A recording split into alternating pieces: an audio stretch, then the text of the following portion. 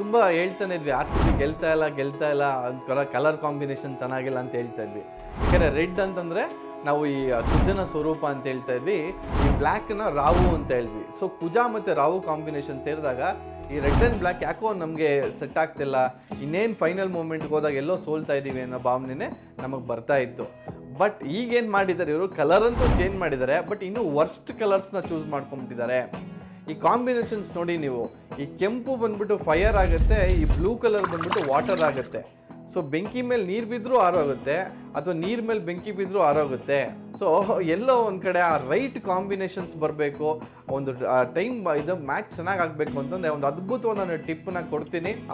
ಆ blue colour ಮತ್ತು red colour ಏನಿದೆ ಅದ್ರ ಮಧ್ಯದಲ್ಲಿ ಒಂದು ಗ್ರೀನ್ ಲೈನ್ ಪಾಸ್ ಆಗಿದೆ, ಆದರೆ ಒಂದು ಗ್ರೀನ್ ಸ್ಟ್ರಿಪ್ಪನ್ನ ಆ್ಯಡ್ ಮಾಡ್ಕೊಂಡಿದೆ, ಆದರೆ ಎಲ್ಲೋ ಒಂದು ಕಡೆ ಆ ಟೀಮ್ ಕಲರು ಬ್ಯಾಲೆನ್ಸ್ ಆಗ್ತದೆ, ಜರ್ಸಿ ಕಲರು.